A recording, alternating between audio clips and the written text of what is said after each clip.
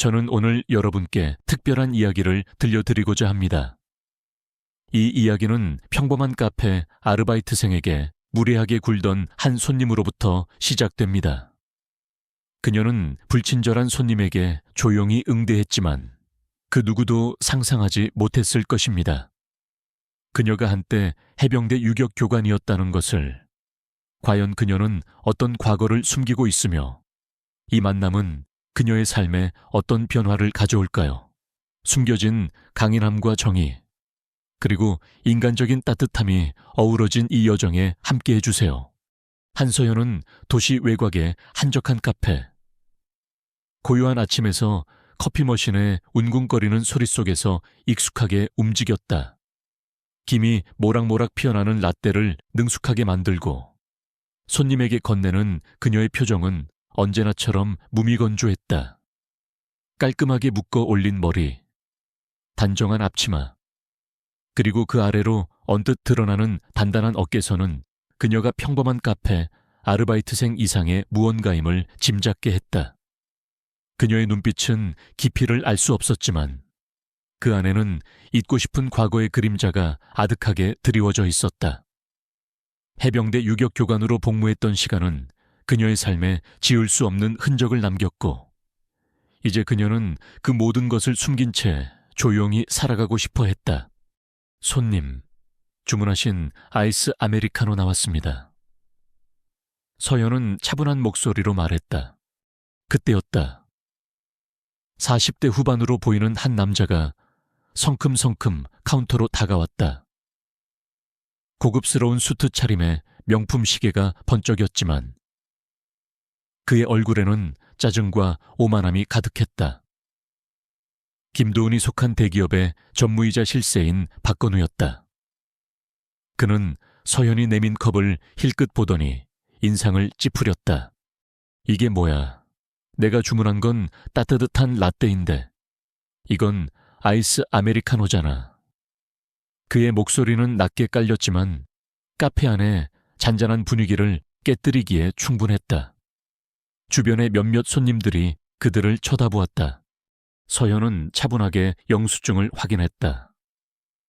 손님, 방금 주문하신 영수증에는 아이스 아메리카노 한 잔이라고 명확히 찍혀 있습니다. 그녀의 목소리에는 일말의 흔들림도 없었다. 그녀는 언제나 사실에 입각해서 말했고 불필요한 감정 소모를 피했다. 박건우의 얼굴이 더욱 붉어졌다. 그는 테이블 위를 손으로 내리치며 언성을 높였다. 뭐라고 지금 날 거짓말쟁이로 모는 거야.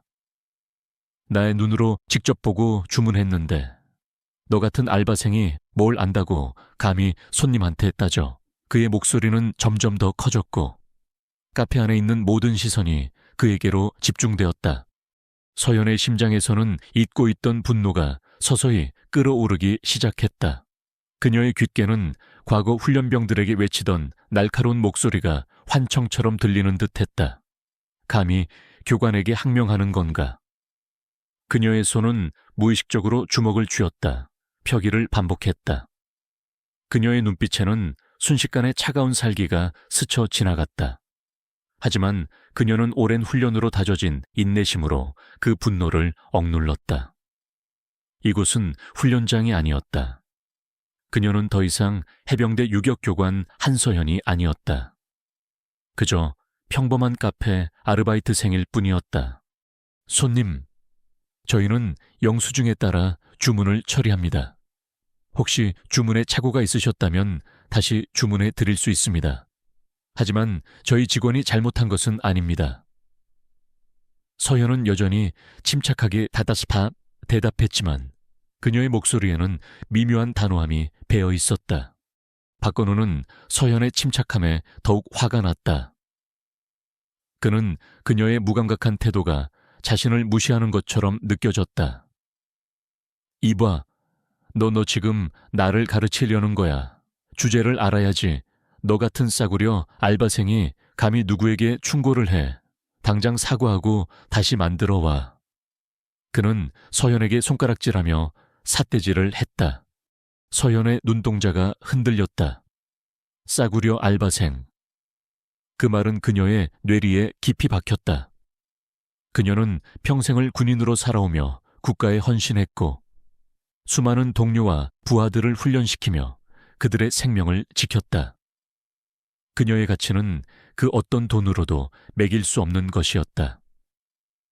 하지만 이제 그녀는 한낱 싸구려 알바생으로 치부되고 있었다. 그녀의 자존심은 짓밟혔지만 그녀는 여전히 표정을 관리했다. 손님, 저는 제 할 일을 하고 있을 뿐입니다. 손님께서 다시 라떼를 주문하시면 즉시 만들어 드리겠습니다. 하지만 사과는 제가 잘못한 부분이 아니기에 어렵습니다. 서현은 마지막까지 자신의 원칙을 지키려 했다. 박건우는 코웃음을 쳤다. 재밌군. 건방진 것. 너 같은 게 이 바닥에서 얼마나 버틸지 보자. 그는 서현에게 더 이상 상대를 하지 않겠다는 듯 콧방귀를 뀌고는 테이블로 돌아갔다. 그는 자리로 돌아가면서도 서현을 향해 혐오스러운 시선을 보냈다. 서현은 그 시선을 무표정하게 받아들였다. 그녀는 박건우가 주문했던 아이스 아메리카노를 조용히 치우고 다시 따뜻한 라떼를 만들기 시작했다. 스팀 피처에서 우유를 트고 에스프레소를 추출하는 그녀의 손길은 평소보다 조금 더 단단하고 빠르게 움직였다. 그녀의 머릿속에서는 박건우의 오만한 얼굴이 계속해서 떠올랐다. 그의 눈빛, 그의 말투, 그의 행동 하나하나가 그녀의 억눌렸던 분노를 자극했다. 그녀는 그에게서 어딘가 불쾌하고 익숙한 기시감을 느꼈다. 마치 과거 그녀를 나락으로 떨어뜨렸던 어떤 존재와 비슷한 느낌이었다. 박건우는 라떼를 받아들고 카페를 나섰다. 그가 나가는 순간까지도 서현은 그의 뒷모습을 응시했다. 그녀의 눈빛은 이전보다 더 깊고 복잡한 감정으로 가득했다. 그녀는 박건우라는 남자에게서 단순히 무례한 손님 이상의 무언가를 감지했다.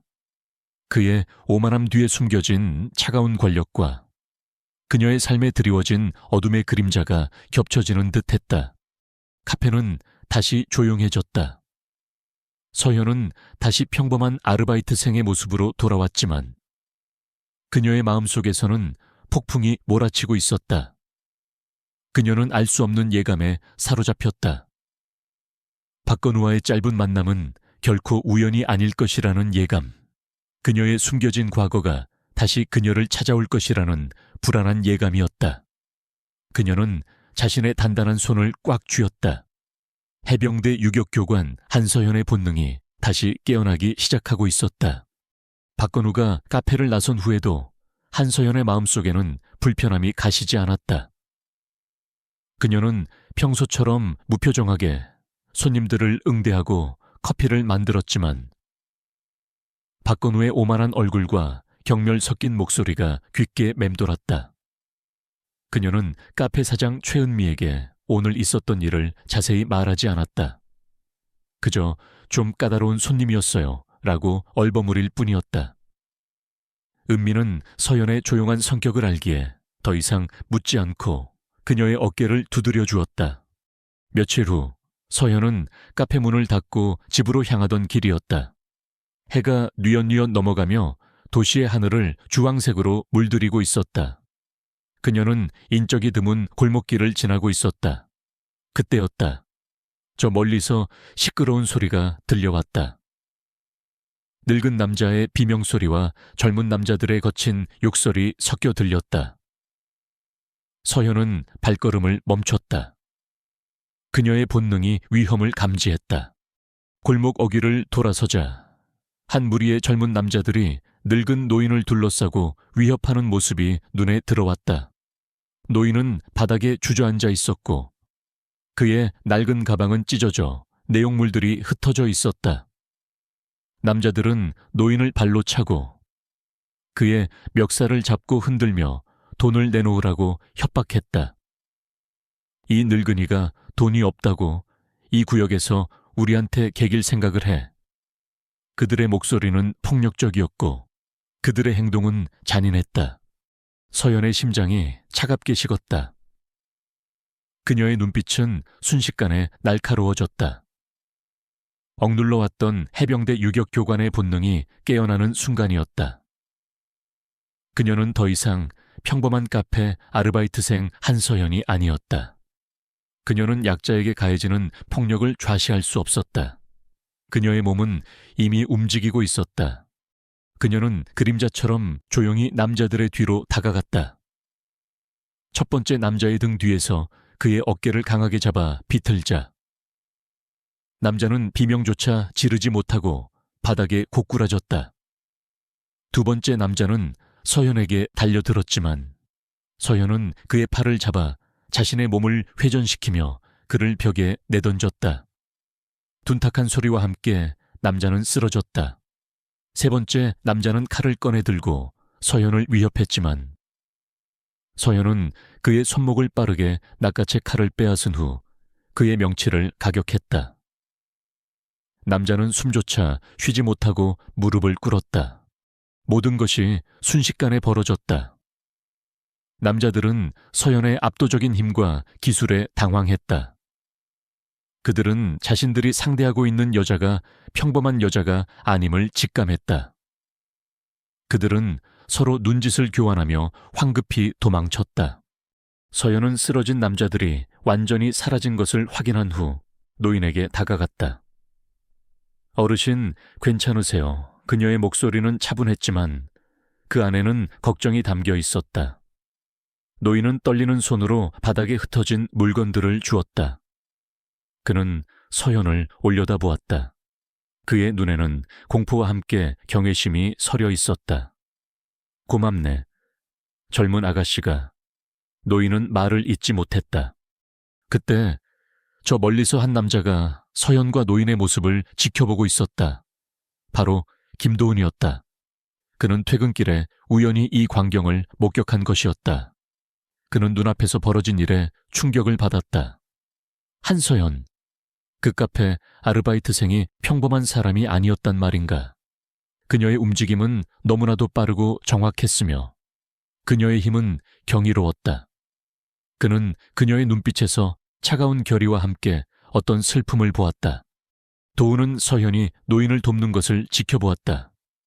서연은 노인의 흩어진 물건들을 주워 담아주고 그의 옷에 묻은 흙먼지를 털어주었다.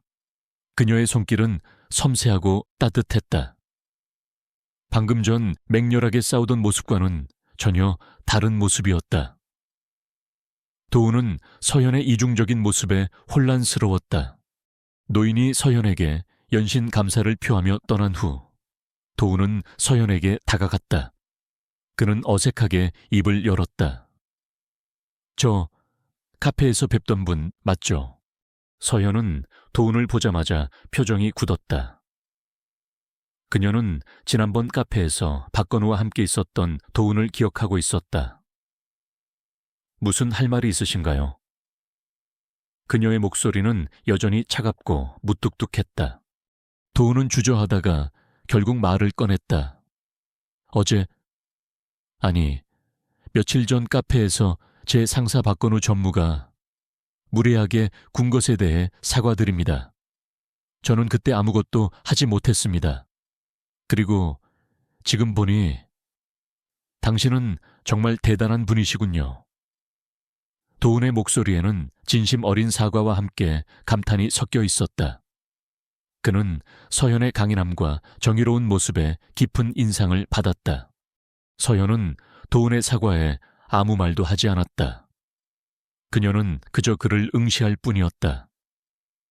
그녀의 눈빛은 도운의 마음을 꿰뚫는 듯했다. 도운은 서연에게서 박건우와는 다른 종류의 사람임을 느꼈다. 그는 오만하지 않았고 겸손하게 사과할 줄 아는 사람이었다. 저는 당신의 도움이 필요합니다. 도운은 갑자기 진지한 목소리로 말했다. 서연은 눈썹을 살짝 찌푸렸다. 도움이라니요. 도운은 주변을 둘러보았다. 이곳은 좀 적절치 않네요. 잠시 저와 이야기를 나눌 수 있을까요? 중요한 이야기입니다. 그의 얼굴에는 심각함이 묻어 있었다. 서현은 잠시 망설였다. 그녀는 누군가에게 자신의 과거가 드러나는 것을 원치 않았다. 하지만 도은의 진지한 태도와 그가 처한 상황이 심상치 않다는 것을 직감했다. 그들은 근처의 조용한 공원 벤치에 앉았다. 도은은 자신의 이야기를 시작했다. 그는 자신이 대기업 한성그룹의 이사이며 최근 회사 내부에서 벌어지고 있는 비리 사건 때문에 심각한 위협을 받고 있다고 털어놓았다. 저희 회사 박건우 전무가 불법적인 일들을 벌이고 있습니다. 회사의 비자금을 조성하고 경쟁사를 음해하고 심지어 제 목숨까지 위협하고 있습니다. 도은의 목소리에는 두려움과 절박함이 묻어 있었다. 저는 그 비리를 밝히려고 노력했지만 박건우 전무의 세력은 너무 막강했습니다. 제가 아는 모든 사람들은 그의 손아귀에 있었고 저는 아무것도 할 수 없었습니다. 그러다 오늘 당신을 봤습니다. 당신의 강인함과 정의로운 모습이 저에게 희망을 주었습니다. 부디 저를 도와주십시오. 저와 제 가족의 안전을 지켜주시고 박건우 전무의 비리를 밝혀주십시오. 도은은 서연에게 간곡하게 부탁했다. 서연은 도은의 이야기를 들으며 복잡한 감정에 휩싸였다. 박건우 전무, 카페에서 그녀를 모욕했던 그 남자였다. 그리고 그의 이름이 그녀의 뇌리에 깊이 박혔다. 그녀의 아버지의 죽음. 그것은 단순한 사고가 아니었다. 그녀는 아버지가 돌아가시기 전 어떤 건설 프로젝트에 대해 강하게 반대했었고 그로 인해 누군가에게 위협을 받았다는 것을 기억하고 있었다. 그리고 그 건설 프로젝트는 한성그룹과 관련이 있었다. 서연의 눈빛이 날카롭게 빛났다. 그녀는 도은에게서 박건우 전무의 비리에 대한 자세한 정보를 얻을 수 있을 것이라고 직감했다. 그리고 그 비리가 자신의 아버지의 죽음과 관련이 있을지도 모른다는 섬뜩한 예감이 들었다. 그녀는 다시 한번 싸움의 소용돌이 속으로 발을 들여놓게 될 것을 예감했지만 더 이상 회피할 수 없었다. 그녀의 마음속에는 정의를 향한 강렬한 충동과 함께 아버지의 죽음에 대한 진실을 밝히고자 하는 욕망이 끌어올랐다. 서현은 도은을 응시했다. 제가 왜 당신을 도와야 하죠? 그녀의 목소리는 여전히 차가웠지만 그 안에는 미묘한 변화가 있었다. 도은은 그녀의 눈빛에서 거절이 아닌 어떤 시험의 순간을 느꼈다. 저는 당신에게 필요한 모든 정보를 제공할 수 있습니다. 그리고 저는 당신이 정의로운 사람임을 압니다. 서현은 잠시 생각에 잠겼다. 그녀는 다시 한번 세상의 어둠과 맞서야 할 운명임을 직감했다. 그녀는 고개를 끄덕였다. 좋아요. 당신을 돕겠습니다. 하지만 저에게 숨기는 것이 있다면 그 즉시 모든 것을 멈출 겁니다. 도은의 얼굴에 희미한 안도감이 스쳐 지나갔다. 그는 서연의 손을 잡고 싶었지만 그녀의 차가운 눈빛에 주저했다. 그는 그저 고개만 숙여 깊이 감사할 뿐이었다. 서연은 다시 평범한 카페 아르바이트생의 모습으로 돌아갔지만 그녀의 마음속에서는 이미 해병대 유격교관의 본능이 완전히 깨어나 있었다. 그녀는 박건우라는 거대한 악의 실체를 파헤치고 자신의 아버지의 죽음에 대한 진실을 밝히기 위한 거대한 여정을 시작할 준비를 마쳤다. 그녀의 눈빛은 결연했다. 한서연은 김도은의 제안을 받아들이기로 결심했다. 그녀의 내면에서는 정의를 향한 뜨거운 열망과 아버지의 죽음에 대한 진실을 밝히고자 하는 간절함이 끌어올랐다. 그녀는 더 이상 평범한 카페 아르바이트생으로 숨어 살 수 없었다. 그녀의 본능은 그녀를 싸움의 한복판으로 이끌고 있었다. 다음 날, 서연은 도은과 함께 그의 회사 근처에 있는 한적한 오피스텔에 비밀 아지트를 마련했다. 도은은 서연에게 박건우 전무에 대한 모든 정보를 제공했다. 박건우는 한성그룹의 핵심 요직을 차지하고 있는 인물로 뛰어난 사업 수완 뒤에 잔인하고 탐욕스러운 면모를 숨기고 있었다. 그는 자신의 이익을 위해서라면 어떤 불법적인 수단도 가리지 않았고 수많은 사람들을 희생시켜가며 자신의 권력을 공고히 해왔다. 박건우 전무는 최근 그룹 내에서 진행 중인 대규모 해외 투자 프로젝트를 총괄하고 있습니다. 그런데 이 프로젝트가 석연치 않은 점이 많습니다. 실체가 불분명한 유령 회사를 통해 자금이 세탁되고 있고 해외 비자금 계좌로 돈이 흘러들어가는 정황이 포착되었습니다. 도훈은 서류 더미를 내밀며 설명했다. 그의 얼굴에는 걱정이 역력했다. 제가 이 사실을 파헤치려 하자 박 전무는 저를 해고하려 했고 심지어 제 가족에게까지 위협을 가했습니다. 서현은 도훈이 내민 서류들을 꼼꼼히 검토했다. 그녀의 눈은 날카롭게 빛났다. 서류 속에는 복잡한 자금 흐름과 위장된 계약서들이 가득했다.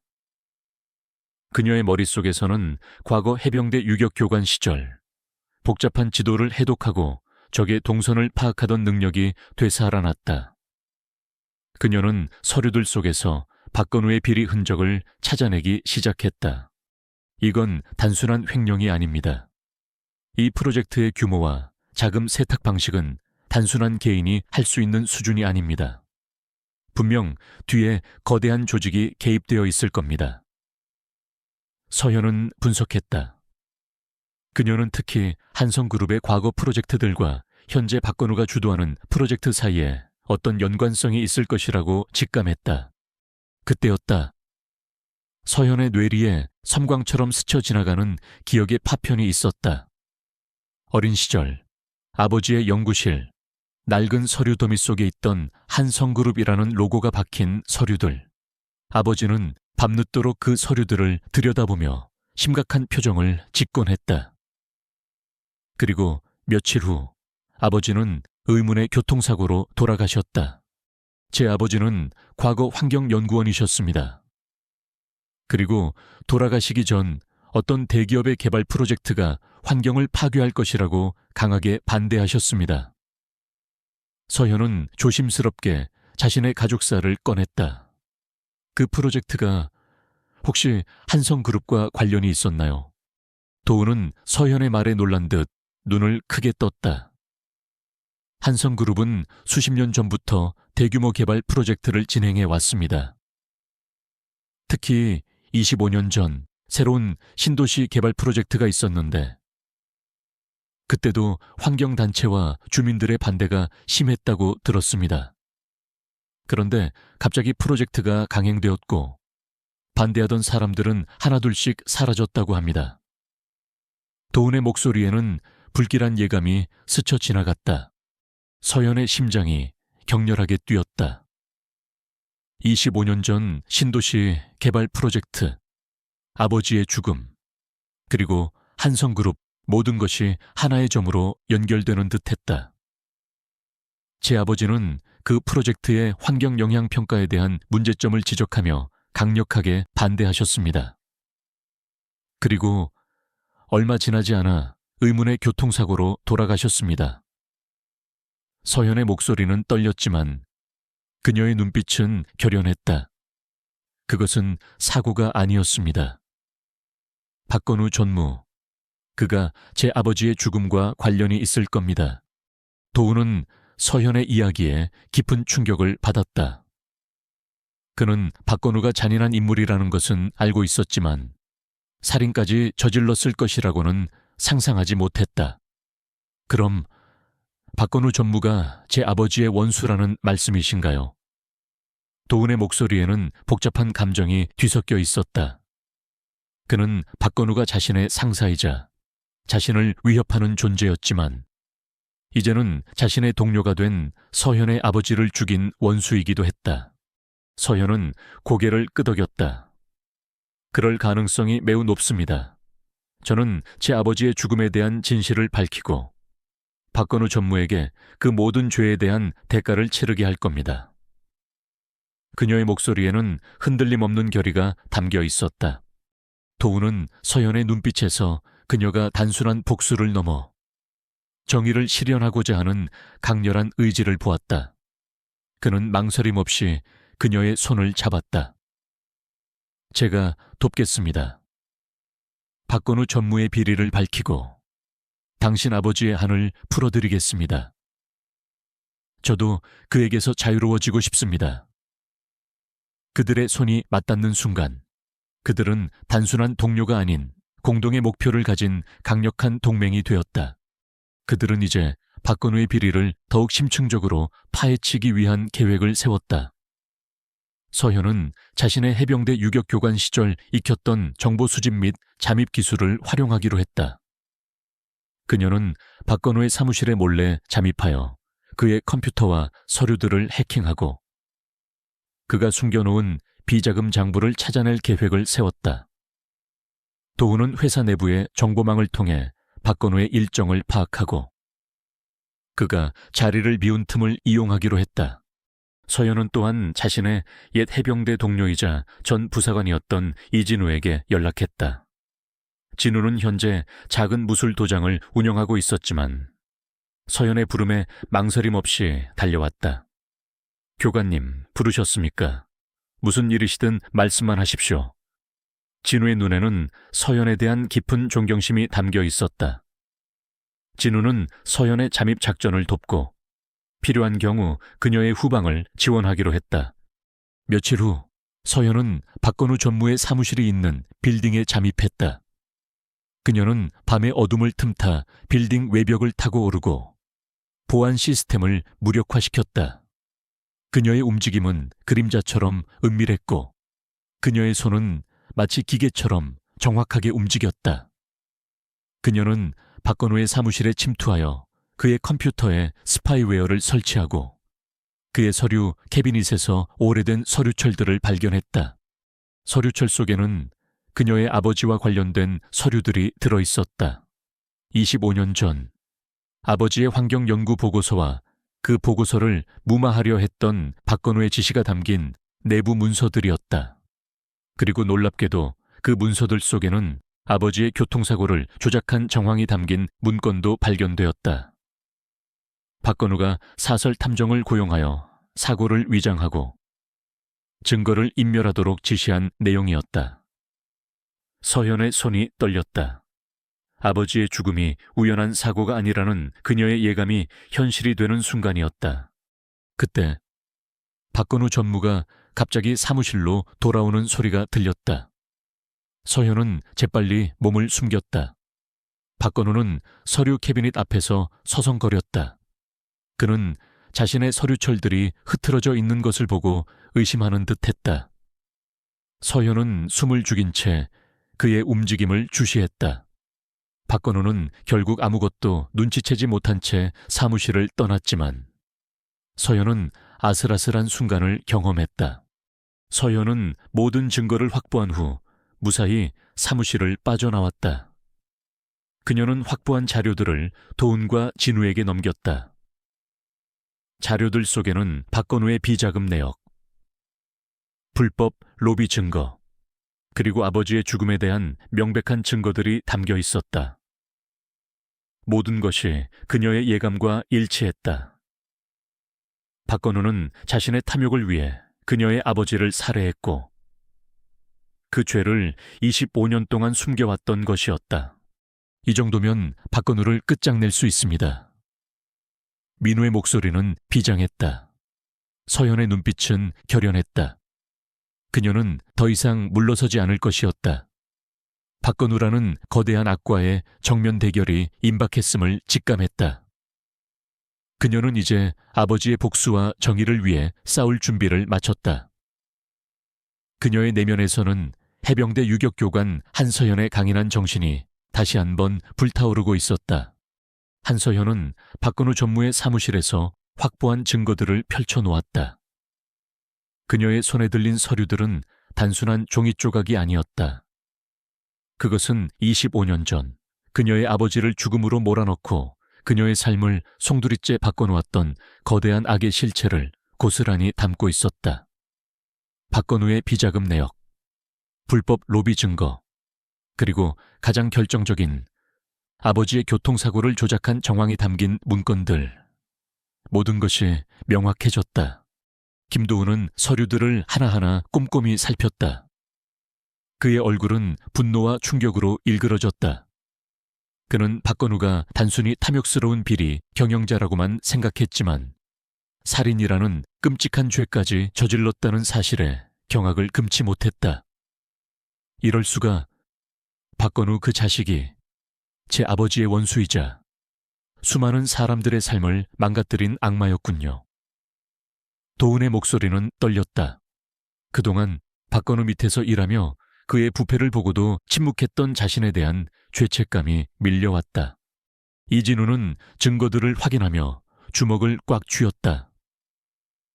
교관님, 이제 어떻게 하실 겁니까? 이 모든 증거를 가지고 박건우를 바로 잡아야 합니다. 그의 눈은 정의감으로 불타올랐다. 서현은 차분하게 말했다. 박건우는 단순히 혼자 움직이는 사람이 아닙니다. 그의 뒤에는 한성그룹이라는 거대한 조직이 있고 그 조직은 박건우 같은 사람들을 보호하고 비리를 은폐하는 데 익숙합니다. 우리가 이 증거들을 바로 터뜨린다고 해서 모든 것이 쉽게 해결되지는 않을 겁니다. 그녀는 해병대 유격교관으로서 수많은 작전을 계획하고 실행했던 경험을 바탕으로 냉철하게 상황을 분석했다. 적의 규모와 능력을 정확히 파악해야 승리할 수 있었다. 그는 자신의 비리가 드러나는 것을 막기 위해 무슨 짓이든 할 겁니다. 언론을 매수하고 여론을 조작하고 심지어 우리에게 물리적인 위협을 가할 수도 있습니다. 서현은 경고했지만 그녀의 눈빛은 흔들림 없었다. 하지만 우리는 물러서지 않을 겁니다. 이제는 정면으로 맞설 차례입니다. 서현은 다음 단계를 계획했다. 첫째, 그들은 확보한 증거들을 안전하게 보관할 곳을 찾아야 했다. 박건우가 증거를 인멸하기 위해 모든 수단을 동원할 것이 분명했기 때문이다. 그녀는 진우에게 군 시절 인맥을 통해 외부 접근이 불가능한 안전한 저장 공간을 물색해달라고 부탁했다. 둘째, 그들은 이 증거들을 세상에 공개할 방법을 찾아야 했다. 단순히 언론에 흘리는 것만으로는 부족했다. 박건우의 영향력이 워낙 막강했기에 언론 또한 그의 통제 아래에 있을 가능성이 높았다. 도훈은 서현의 분석에 동의했다. 박건우 전무는 언론뿐만 아니라 법조계, 심지어 정치권과도 깊이 연루되어 있습니다. 그의 비리를 밝히는 것은 단순히 회사 내부의 문제가 아닙니다. 국가적인 스캔들이 될 수도 있습니다. 그는 자신의 회사 내부에서 박건우에게 충성하는 세력들을 파악하고 그들의 움직임을 주시하기로 했다. 그들은 이 사건의 정의로운 해결을 위해 도움을 줄 수 있는 외부 조력자를 찾기로 했다. 서현은 자신의 뇌리를 스치는 한 인물을 떠올렸다. 해병대 유격 훈련을 받던 시절, 그녀가 가장 아꼈던 제자 중 한 명, 바로 정호석이었다. 정호석은 훈련은 고됐지만 항상 밝은 표정과 불의를 참지 못하는 정의감을 가지고 있었다. 그리고 그는 현재 검사가 되어 있었다.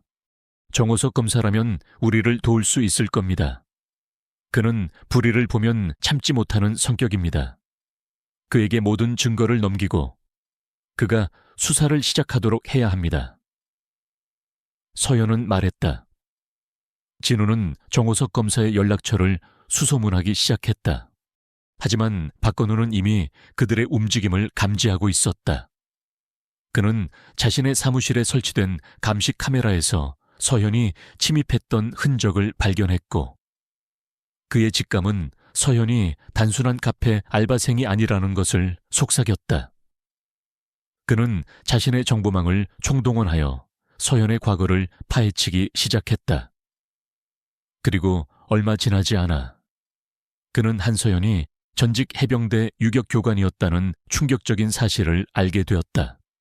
해병대 유격교관 한서연이라. 박건우의 입가에 섬뜩한 미소가 번졌다. 내 발밑에 기어다니던 벌레가 이렇게 위험한 놈일 줄이야. 그는 서연의 과거를 이용해 그녀를 압박하고 그녀의 증언에 대한 신뢰성을 떨어뜨릴 계획을 세웠다. 동시에 그는 서연의 주변 인물들을 감시하기 시작했다. 김도훈, 이진우, 그리고 심지어 카페 사장 최은미까지. 그의 목표는 서연을 고립시키고 그녀가 가진 모든 증거를 인멸하는 것이었다. 박건우는 먼저 언론 플레이를 시작했다. 그는 자신에게 우호적인 언론사들을 통해 한서연의 과거를 폭로하는 기사를 유포했다. 전직 해병대 유격교관, 폭력적 성향으로 전역, 사회 부적응자, 한성그룹 비리 주장하며 사회 혼란 조장. 그의 언론 조작은 순식간에 퍼져나갔고 대중들은 서연에 대한 의심의 눈초리를 보내기 시작했다. 교관님, 이런 기사들이 쏟아지고 있습니다. 어떻게 하죠? 진우는 분노의 찬목소리로 물었다. 서연은 태연하게 기사를 읽었다. 예상했던 일입니다. 박건우는 자신이 불리해지면 언제나 이런 식으로 여론을 조작해 왔으니까요. 그녀는 흔들림 없었다. 하지만 박건우의 공격은 여기서 멈추지 않았다. 그는 서연의 물리적인 제거를 시도했다. 그는 해외 용병들을 고용하여 서연을 납치하고 증거를 강탈할 계획을 세웠다. 서연은 자신의 아지트 주변에 이상 징후가 있음을 감지했다. 그녀의 해병대 유격 교관으로서의 감각은 위협을 정확히 읽어냈다. 어느 날 밤 서연이 아지트에서 도훈, 진우와 함께 작전을 논의하고 있을 때였다. 갑자기 아지트의 문이 강제로 열리고 검은 옷을 입은 건장한 남자들이 들이닥쳤다. 그들의 손에는 총이 들려 있었고 그들의 눈빛은 살기로 가득했다. 한서연, 내 놈이로군. 박건우 전무님의 명령이다. 조용히 따라와라. 강구는 재빨리 도훈과 진우를 자신의 뒤로 숨겼다. 누가 감히 내 영역에 발을 들여놓았나. 그녀의 목소리는 낮게 깔렸지만 그 안에는 해병대 유격교관 특유의 위압감이 담겨 있었다. 남자들은 서연의 기세에 잠시 주춤했지만 이내 그녀를 향해 총구를 겨누었다. 까불지 마라. 우리는 너 같은 여자 하나쯤은 쉽게 처리할 수 있어. 남자들이 외쳤다. 서연의 얼굴에 싸늘한 미소가 떠올랐다. 과연 그럴까? 그녀는 몸을 날려 첫 번째 남자에게 돌진했다. 그녀의 움직임은 빠르고 정확했다. 남자의 총을 빼앗아 그의 머리를 가격하자 남자는 그대로 쓰러졌다. 두 번째 남자가 총을 쏘려 했지만 서연은 그의 팔을 잡아 비틀어 총구를 천장으로 향하게 했다. 총성이 울려 퍼졌고 천장에 구멍이 뚫렸다. 서연은 아지트 안에서 용병들과 격렬하게 싸웠다.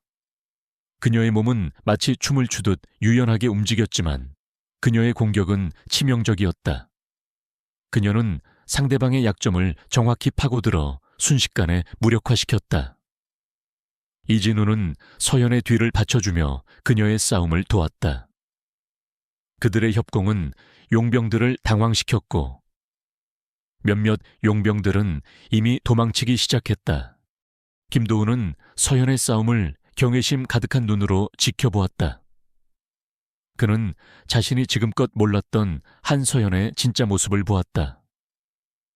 그녀는 단순한 카페 알바생이 아니라 불의에 맞서 싸우는 진정한 전사였다.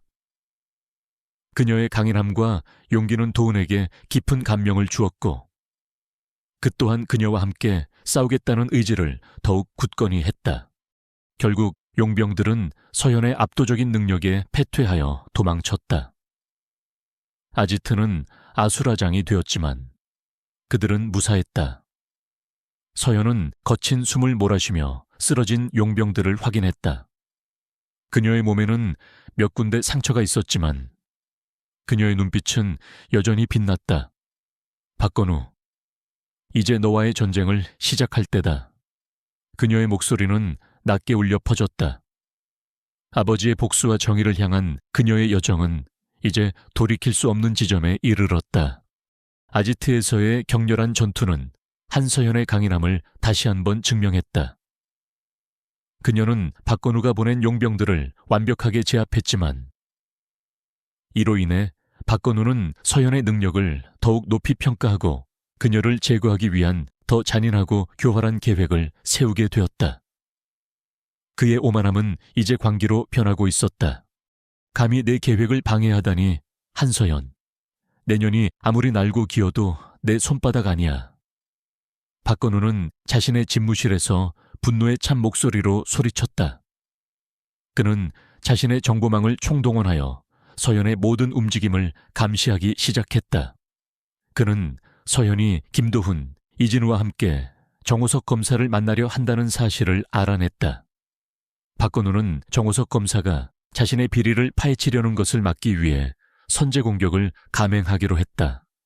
그는 먼저 정호석 검사에 대한 함정 수사를 지시했다. 박건우는 자신의 영향력을 이용해 정 검색에 부패 혐의를 씌우려 했다.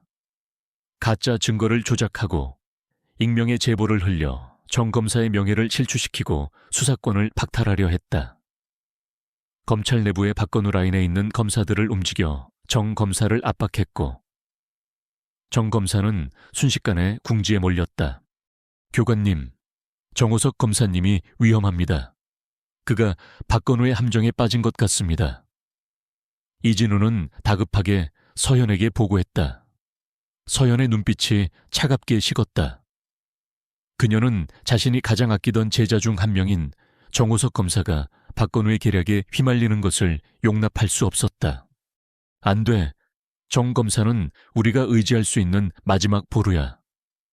그가 무너지면 우리는 모든 것을 잃게 돼. 서연은 냉철하게 판단했다. 그녀는 즉시 정호석 검사를 돕기 위한 계획을 세웠다. 그녀는 김도훈에게 박건우가 정 검사를 함정에 빠뜨리기 위해 어떤 수법을 사용할 것인지 예측해 달라고 요청했다. 도훈은 과거 박건우의 비열한 수법들을 경험했기에 그의 예측은 정확했다. 서연은 이진우와 함께 정호석 검사가 조사받고 있는 검찰청으로 향했다. 그들은 검찰청 주변을 탐색하며 박건우가 심어놓은 감시자들을 찾아냈다. 서연은 자신의 탁월한 위장술과 잠입 기술을 활용하여 정 검사가 갇혀 있는 조사실 근처까지 접근했다. 그녀는 그곳에서 박건우가 심어놓은 증인이 거짓 증언을 하도록 협박하고 있는 장면을 목격했다. 정 검사는 뇌물을 받지 않았습니다. 이 모든 것은 박건우 전무의 계략입니다. 서연은 과감하게 조사실 문을 열고 뛰어들었다. 그녀의 갑작스러운 등장에 조사실 안의 검사들과 증인들은 모두 놀랐다. 서연은 증거 사진과 녹음 파일을 내밀며 증인이 박건우에게 협박당하고 있음을 폭로했다. 그녀의 단호하고 논리적인 설명에 검사들은 혼란스러워했다. 그때 박건우가 직접 검찰청으로 들이닥쳤다. 그는 서연의 예상치 못한 행동에 분노했다. 한서연 내년이 감히 여기까지 와서 내 일을 방해해 당장 이 여자를 끌어내. 박건우는 자신의 사설 경호원들에게 서연을 제압하라고 지시했다. 박건우 전무님, 지금 제 수사를 방해하시는 겁니까? 정호석 검사가 차가운 목소리로 말했다. 정 검사는 서연의 도움으로 누명을 벗을 기회를 잡았다는 것을 직감했다. 그는 박건우에게서 눈을 떼지 않았다. 박건우는 비웃으며 말했다. 정 검사, 지금 누가 누구를 방해한다는 거야? 이 여자는 정신병자야. 자신의 과거를 숨기기 위해 날 모함하려는 거라고. 그는 자신의 권력을 이용해 정 검사와 서연을 동시에 압박하려 했다. 박건우 전무님, 제 아버지를 죽인 살인자가 누구인지 아시죠? 서연의 목소리가 검찰청 안에 울려 퍼졌다. 그녀는 모든 사람들에게 자신의 아버지의 죽음이 박건우에 의해 조작되었음을 폭로했다. 그녀의 고백은 박건우를 제외한 모든 사람들에게 충격을 안겨주었다. 박건우의 얼굴이 일그러졌다. 그는 서연의 입에서 25년 전 사건이 나올 줄은 상상도 하지 못했다. 무슨 헛소리야. 저 여자를 당장 잡아. 그는 경호원들에게 명령했다. 경호원들은 서연에게 달려들었다. 서연은 몸을 날려 그들을 제압하기 시작했다. 검찰청 안은 순식간에 아수라장이 되었다. 서연은 해병대 유격교관 시절에 맹렬한 전투력을 유감없이 발휘했다. 그녀는 검찰청 안에 복잡한 구조를 이용하고 주변의 사물을 활용하여 경호원들을 하나둘씩 쓰러뜨렸다. 그녀의 움직임은 빠르고 정확했으며 그녀의 공격은 치명적이었다. 이진우 또한 서연의 뒤를 받쳐주며 그녀의 싸움을 도왔다. 그들의 협공은 박건우의 경호원들을 압도했다. 김도훈은 이 모든 광경을 지켜보며 깊은 감동을 받았다. 그는 더 이상 박건우에게서 도망치거나 숨지 않았다. 그는 서연의 편에 서서 박건우에게 반박하고 정호석 검색에 자신의 증언을 제공했다. 그는 박건우의 비리와 살인에 대한 모든 진실을 털어놓았다. 박건우 전무는 지난 25년간 수많은 불법 행위를 저질렀습니다. 그는 회사 자금을 횡령하고 불법 로비를 일삼았으며 심지어 살인까지 저질렀습니다. 도훈의 목소리는 검찰청 안에 울려 퍼졌다. 그의 증언은 박건우에게 결정적인 타격을 입혔다. 궁지에 몰린 박건우는 마지막 발악을 했다. 그는 숨겨두었던 총을 꺼내들고 서연에게 총구를 겨누었다. 내년 때문에 모든 게 망가졌어. 내가 여기서 널 죽여버리면 아무도 진실을 알 수 없을 거야. 그의 눈은 광기로 번뜩였다. 멈춰라. 정호석 검사가 소리쳤다. 그는 박건우를 향해 달려들었다. 하지만 박건우는 정 검사를 밀쳐내고 서연에게 총을 발사하려 했다. 그 순간 서연의 몸이 번개처럼 움직였다. 그녀는 박건우의 총구를 위로 꺾어 총알이 천장으로 향하게 했다. 총성이 울렸고 천장에서 파편이 떨어졌다. 서연은 박건우의 손에서 총을 빼앗아 그의 머리를 강하게 내리쳤다. 박건우는 그대로 바닥에 쓰러졌고 그의 눈은 공포에 질려 있었다. 그는 더 이상 오만하지 않았다. 그는 자신의 모든 것이 무너지는 것을 직감했다. 경찰들이 검찰청으로 들이닥쳤고 박건우는 현장에서 체포되었다. 정호석 검사는 서연에게 깊이 감사하며 그녀의 손을 잡았다. 교관님, 정말 감사합니다. 이 모든 것이 당신 덕분입니다. 서연은 고개를 끄덕였다. 그녀의 얼굴에는 미약한 미소가 떠올랐다. 그녀는 아버지의 복수를 완수했고 정의를 실현했다.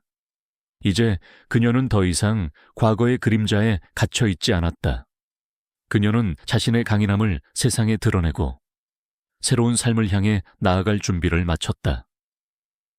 그녀의 눈빛은 비로소 평화로워 보였다.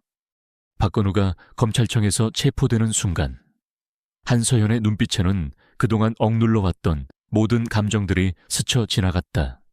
아버지의 죽음, 잃어버린 25년의 진실, 그리고 그 진실을 밝히기 위한 처절한 싸움. 모든 것이 마침내 제자리를 찾는 듯했다.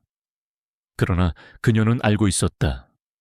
박건우 같은 거악은 쉽게 무너지지 않는다는 것을. 그의 막강한 권력과 연결망은 감옥 안에서도 여전히 위협적일 수 있었다. 박건우의 체포 소식은 삽시간에 언론을 통해 전국으로 퍼져나갔다.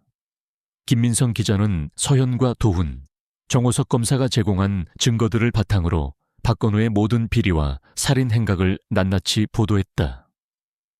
한성그룹의 오랜 부패 사슬이 세상에 드러났고 수많은 피해자들이 용기를 내어 증언하기 시작했다.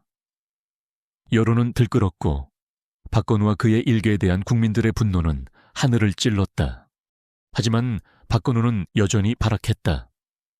그는 자신의 변호사들을 통해 모든 혐의를 부인하며 여론 조작과 증거 인멸을 시도했다. 감옥 안에서도 그는 자신의 수하들을 움직여 증거가 될 만한 모든 자료들을 파기하고 자신에게 불리한 증언을 할 수 있는 사람들을 협박했다. 일부 언론은 박건우 측의 압력으로 그의 죄를 축소하거나 서현과 김도은의 신뢰성을 깎아내리는 기사를 내보내기도 했다. 박건우는 여전히 건재합니다.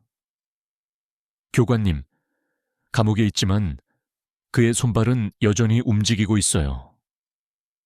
이진우는 서현에게 보고하며 불안감을 감추지 못했다.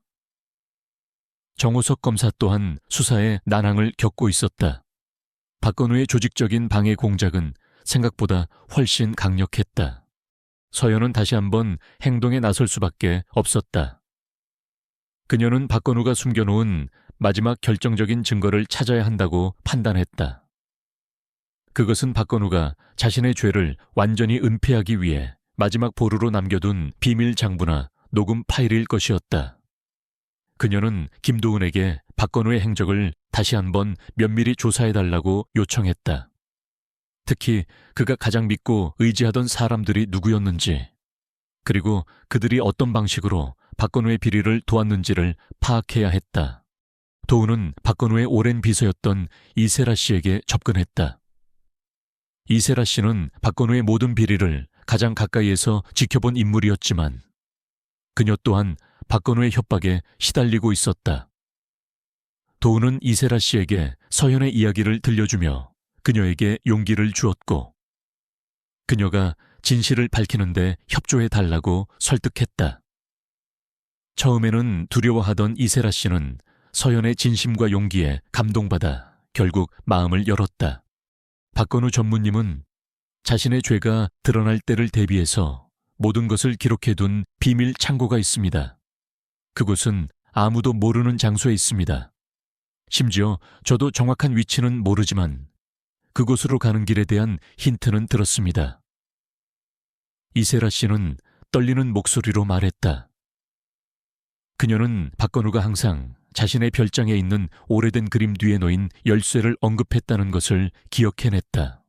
서현은 직감했다. 그 열쇠가 바로 비밀 창고로 향하는 중요한 단서일 것이라고. 그녀는 이진우와 함께 박건우의 별장으로 향했다. 박건우의 별장은 그의 체포 이후에도 여전히 삼엄하게 경비되고 있었다. 박건우의 수하들이 그곳을 지키며 마지막 증거를 보호하고 있었던 것이다. 교관님, 위험합니다. 정면 돌파는 무리예요. 진우는 경비원들의 규모를 보고 말했다. 서현은 고개를 끄덕였다. 그녀는 무모하게 돌진하지 않았다. 그녀는 해병대 유격 교관으로서 익혔던 침투 및 잠입 기술을 활용하기로 했다.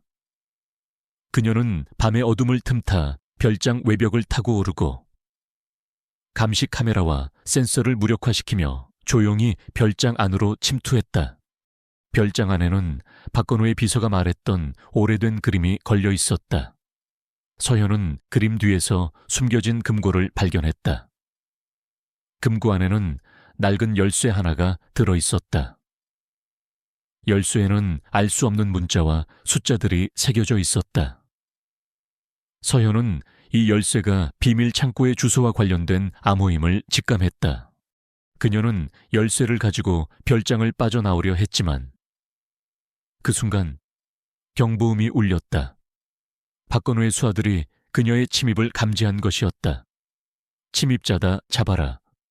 남자들의 거친 목소리가 울려 퍼졌다.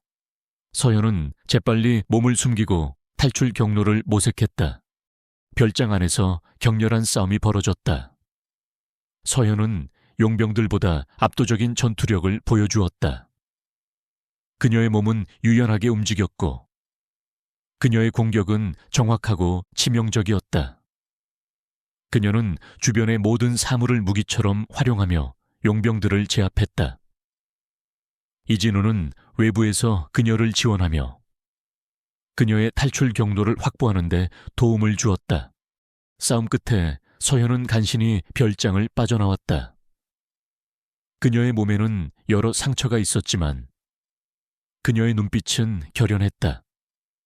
그녀는 확보한 열쇠를 들고 굿장 도훈과 정호석 검색에 향했다. 그들은 열쇠에 새겨진 암호를 해독하기 위해 머리를 맞댔다. 암호는 복잡했지만 서현의 비상한 두뇌와 정 검사의 논리적인 사고, 그리고 도훈의 회사 내부 정보가 합쳐지자 점차 실마리가 풀리기 시작했다. 암호는 결국 한성그룹의 오래된 물류 창고 주소를 가리키고 있었다.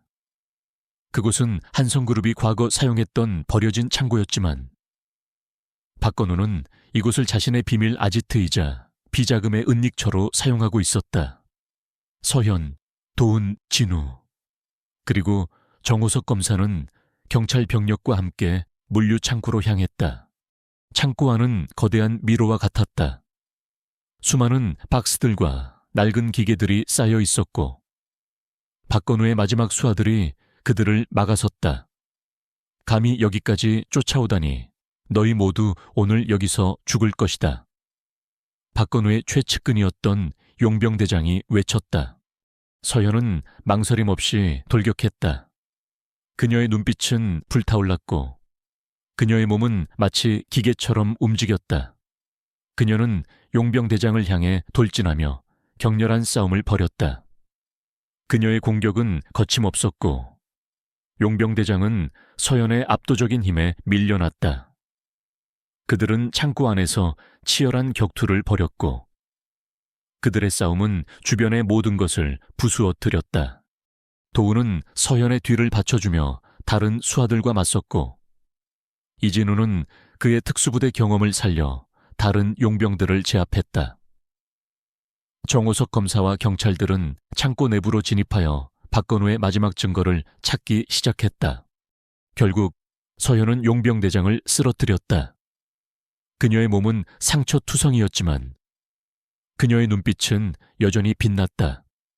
그녀는 창고 구석에 숨겨진 비밀 공간을 발견했다. 그곳에는 거대한 금고가 놓여 있었다. 서현은 금고를 열기 위해 열쇠를 사용했고 금고문이 천천히 열렸다. 금고 안에는 박건우의 모든 비리가 담긴 비밀 장부와 녹음 파일이 들어있었다.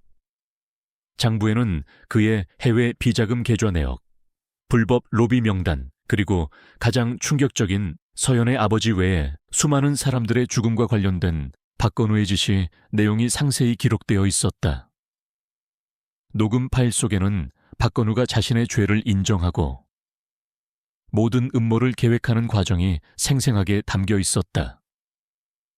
이 모든 것이 세상에 드러나면 박건우는 더 이상 도망칠 곳이 없었다. 이것이 박건우의 모든 죄를 밝힐 증거입니다.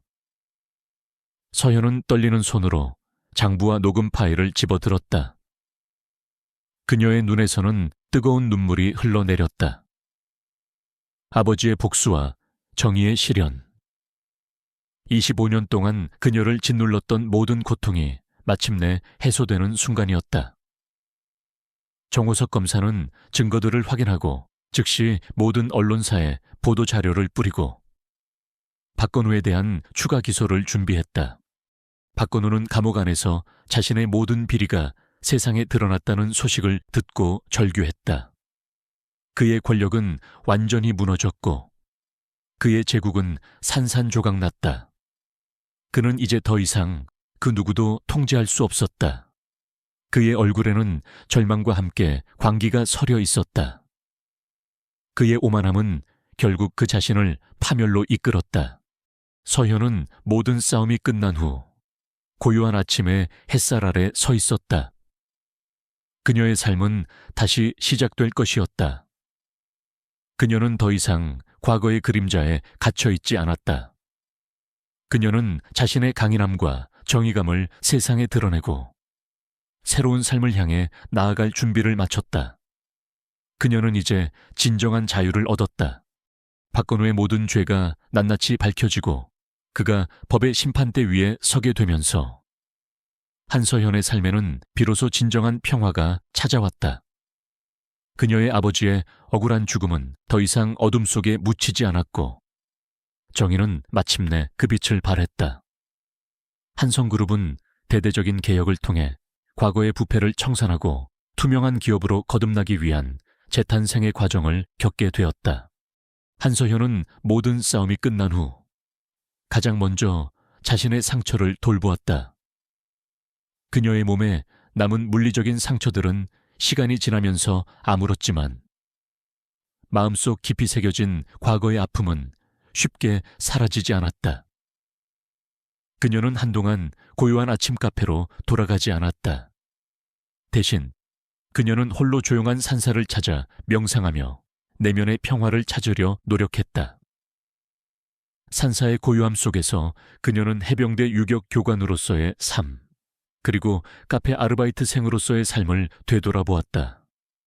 그녀는 더 이상 과거의 그림자에 갇히지 않고 자신의 모든 것을 받아들일 준비가 되었다. 김도훈은 한성그룹의 새로운 리더로 떠올랐다. 박건우가 몰락한 후 그는 그룹의 이사로서 부패 청산과 투명 경영을 위한 개혁을 주도했다. 그는 과거의 실수를 반복하지 않기 위해 최선을 다했고 자신의 권력을 사회를 위한 선한 영향력으로 사용하려 노력했다. 도훈은 서현에게 깊은 존경심을 가지고 있었다. 그는 서현이 없었다면 자신의 삶도 한성그룹도 결코 어둠에서 벗어날 수 없었을 것이라고 생각했다. 그는 서현에게 새로운 삶의 기회를 제공하고 싶어 했다. 이진우는 자신의 무술 도장을 더욱 확장하여 사회에 긍정적인 영향을 미치는 데 기여했다. 그는 서현과의 싸움을 통해 더욱 성장했고 불의에 맞서는 용기를 많은 사람들에게 전파했다.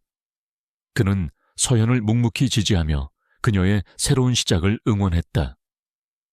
최은미 사장은 서현이 다시 카페로 돌아오지 않아 아쉬워했지만 그녀의 강인함과 정의로운 삶을 이해하고 존중했다.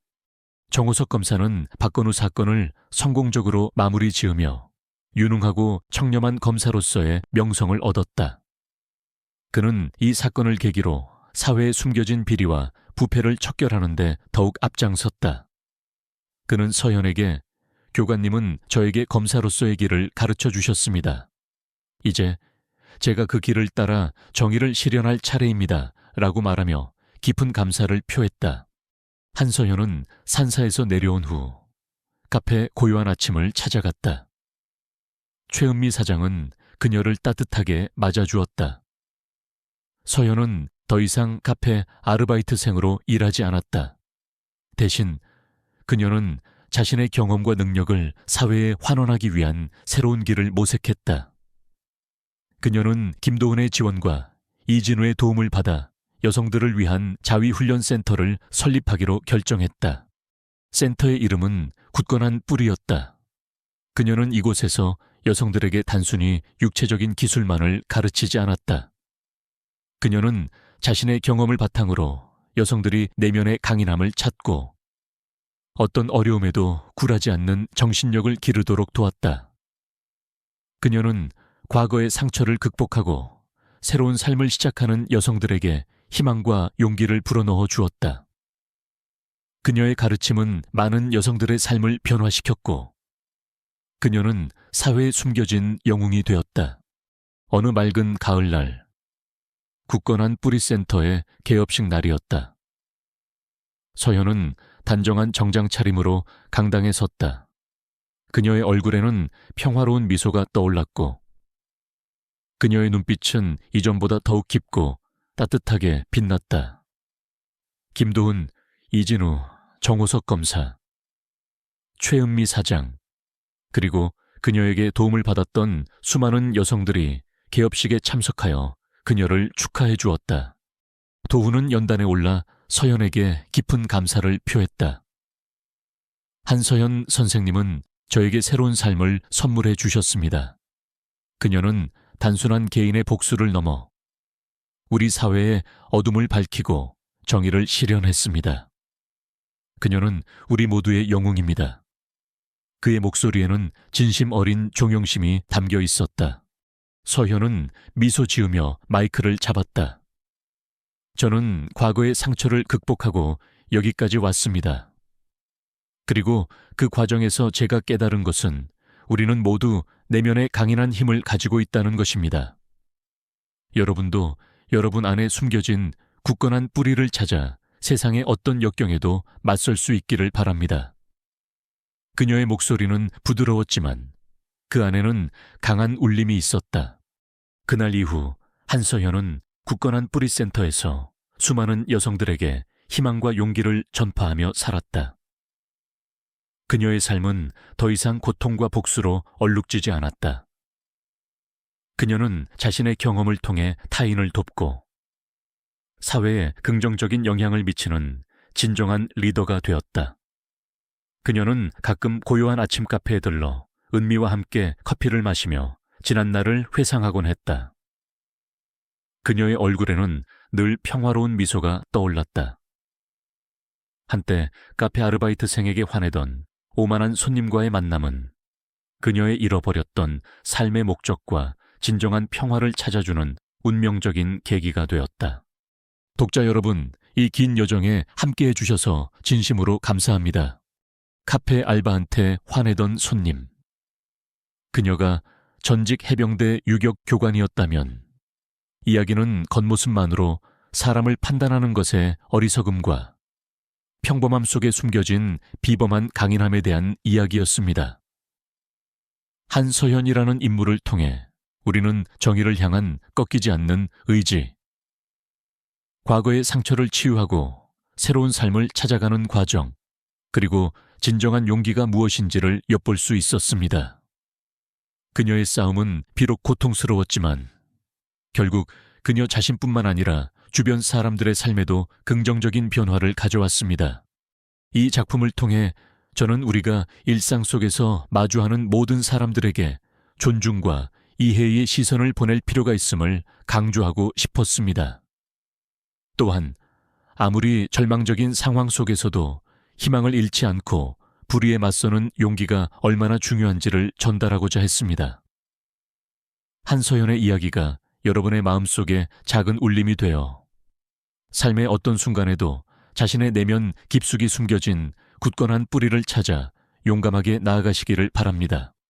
다시 한번 함께해 주신 모든 독자분들께 감사드리며 언젠가 또 다른 흥미로운 이야기로 찾아뵙겠습니다. 안녕히 계십시오.